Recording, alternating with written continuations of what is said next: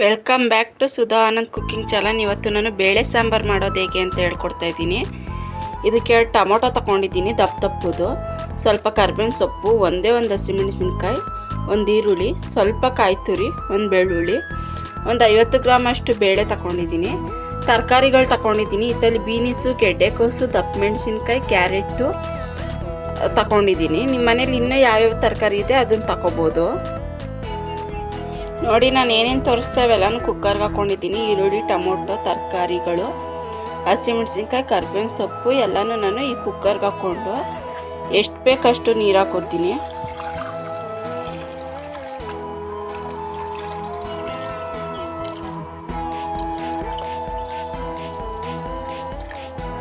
ನಾನು ಈ ತಪ್ಪಲೆಯಲ್ಲಿ ಒಂದು ತಪ್ಪಲೆ ಅಷ್ಟು ನೀರು ಹಾಕ್ಕೊಂಡಿದ್ದೀನಿ.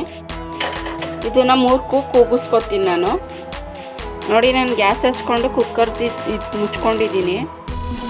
ಕುಕ್ಕರ್ ಮುಚ್ಕೊಂಡು 3 ಕೂಗಿಸ್ಕೊತೀನಿ. ನೋಡಿ, ಕುಕ್ಕರ್ದು ಮುಚ್ಚಳ ತೆಗ್ದಿದ್ದೀನಿ. ಎಲ್ಲನೂ ಈ ಥರ ಹಿಂಗೆ ಮಿಕ್ಸ್ ಮಾಡ್ಕೋಬೇಕು.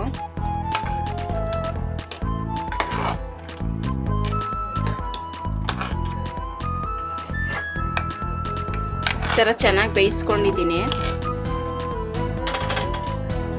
ಈಗ ನಾನು ತಿರ್ಗಾ ಗ್ಯಾಸ್ ಹಚ್ಕೊಂಡು ತಿರ್ಗಾ ಈ ಕುಕ್ಕರ್ ಇಟ್ಕೊತೀನಿ.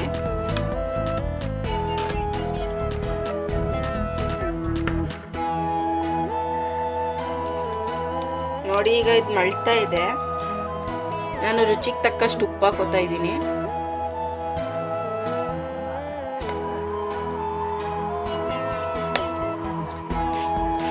ಒಂದು ಸ್ಪೂನಷ್ಟು ಬೇಳೆ ಸಾಂಬಾರು ಪುಡಿ ಹಾಕೋತಾ ಇದ್ದೀನಿ. ಇದನ್ನು ನಾವು ಮನೇಲೇ ಮಾಡ್ಕೊಂಡಿರೋದು.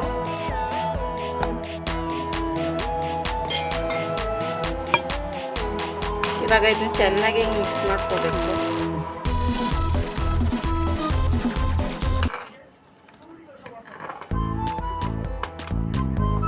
ನಾವು ಬೇಳೆ ಸಾರು ಹುಡಿ ಹಾಕಿದ್ವಲ್ಲ, ಹುಡಿ ಎಲ್ಲ ಚೆನ್ನಾಗಿ ಬೇಯಬೇಕು. ಅದಕ್ಕೆ ಚೆನ್ನಾಗಿ ಹಿಂಗೆ ಮಳ್ಳಿಸ್ಕೊತಾ ಇದ್ದೀವಿ. ಆಲ್ರೆಡಿ ತರಕಾರಿ ಬೇಳೆ ಎಲ್ಲನೂ ಬೇಯಿಸ್ಕೊಂಡಿರೋದಕ್ಕೆ ಜಾಸ್ತಿ ಏನು ಮಳ್ಳಿಸೋ ಅಗತ್ಯ ಇಲ್ಲ. ಒಂದು 5 ಇಂದ 10 ನಿಮಿಷ ಮಳ್ಳಿಸಿದ್ರೆ ಸಾಕು. ಇಲ್ಲಿ ಮೇಲ್ಗಡೆ ಕಾಣಿಸ್ತಾ ಇದೆಯಲ್ಲ, ಈ ನೊರೆ ಎಲ್ಲ ಹೋಗ್ಬೇಕು, ಅಲ್ಲಿವರೆಗೂ ಮಳ್ಳಿಸ್ಕೊಳ್ಳಿ. ನೋಡಿ, ಈಗ ಸಾಂಬಾರು ಆಗಿದೆ. ಇವಾಗ ಪಕ್ಕದಲ್ಲೇ ಒಗ್ಗರಣೆಗೆ ಇಟ್ಕೊತೀನಿ. ಚಿಕ್ಕದೊಂದು ಬಾಣಲಿ ಇಟ್ಕೊಂಡಿದ್ದೀನಿ.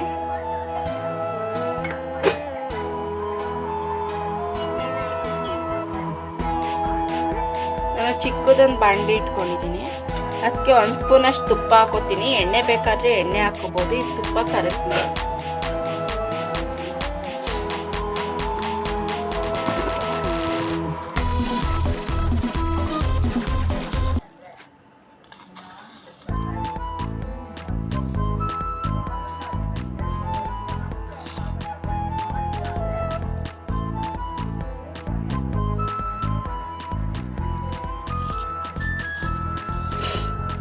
ತುಪ್ಪ ಕರಗಿದೆ. 1 ಸ್ಪೂನ್ ಅಷ್ಟು ಸಾಸಿವೆ ಹಾಕೋತೀನಿ.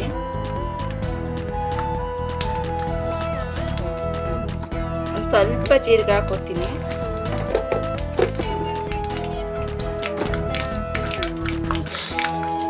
ಒಂದು ಒಣಮೆಣಸಿನ್ಕಾಯಿನ ಹಿಂಗೆ ಮುರಿದು ಹಾಕೋತೀನಿ.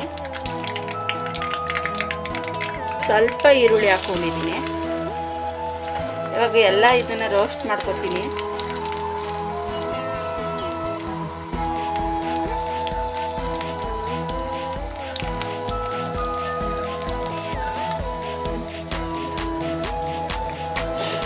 ನೋಡಿ, ಇದು ಫ್ರೈ ಆಗಿದೆ. ಇಲ್ಲಿ ಸಾಂಬಾರು ರೆಡಿ ಆಗಿದೆ. ಈ ಸಾಂಬಾರಿಗೆ ನಾನು ಒಗ್ಗರಣೆ ಮಾಡ್ಕೊಂಡಿರೋದು ಹಾಕೋತಾ ಇದ್ದೀನಿ. ಹಾಕ್ಕೊಂಡು ಈ ಥರ ಮಿಕ್ಸ್ ಮಾಡಿಕೊಂಡ್ರೆ ಬೇಳೆ ಸಾಂಬಾರು ರೆಡಿ ಆಗುತ್ತೆ.